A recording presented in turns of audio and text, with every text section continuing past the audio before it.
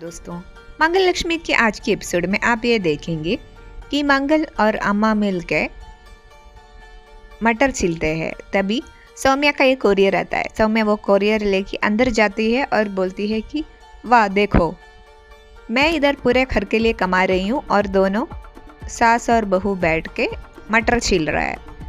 कमाऊँ भी मैं, काम भी मैं करूँ, सब कुछ मैं ही करूँ। तभी कुसुम जी रिएक्ट करने लगते हैं। तभी मंगल बोलती है छोड़ दीजिए अम्मा, कुछ रिएक्ट मत करो।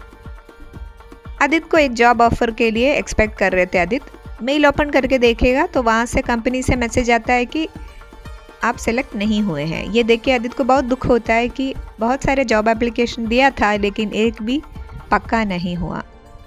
आदित्य फ्रस्ट्रेशन में अपना फ़ोन फेंकता है और फ़ोन सीधे सौम्या के हाथ में जो दवाई थे उस पर लगता है। वो दवाई नीचे गिर के टूट जाता है। तभी सौम्या बोलती है कि इतना कॉस्टली दवाई था, तुमने क्यों तोड़ा। तभी आदित्य बोलता है हाँ अभी तुम भी मुझे सुना होगे क्योंकि मैं अभी तो कमा नहीं रही हूँ। तभी सौम्या बोलती है कि पूरे घर के लिए मैं ही कमा रही हूँ लेकिन घर वालों के सामने मेरा कोई इज्जत भी नहीं, आज भी नहीं। क्योंकि सौम्या उधर से निकल जाती है। आदित्य बैठे बैठे बोर हो जाते हैं। आदित्य अम्मा के रूम में चली जाती है तो अम्मा कपड़े फोल्ड कर रहे होते हैं। तभी अम्मा बोलती है कि तुम इधर मत आओ, तुम अपने कमरे में जाके रेस्ट करो, ये सब हम ही कर लेंगे। जितना जल्दी तुम आराम करोगे उतना जल्दी तुम ठीक हो जाओगे। फिर आदित्य अपने बच्चों के कमरे में जाता है। तभी ईशाना बोलती है नहीं पापा आप रेस्ट करो, हम अपना काम कर लेंगे।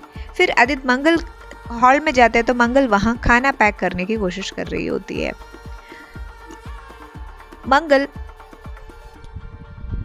ईशाना ट्रिप के लिए घर का खाना लेके जाना चाहती थी लेकिन मंगल सोच रही है कि इसको घर का खाना कैसे लेके दूँ। तो मंगल को ये आइडिया आता है कि धूप में पूरा खाना सुखा लेते हैं और उस खाने को पैक करके इसको दे देंगे। लेकिन पैक करने के लिए उसके पास पैकेट्स नहीं होता है। आदित्य पैकेट्स ऑर्डर करके देता है मंगल को। धूप में सुखाया हुआ खाना बिना हवा के वो कवर के अंदर डालने के लिए आदित्य बोलता है और मंगल वैसे ही करती है।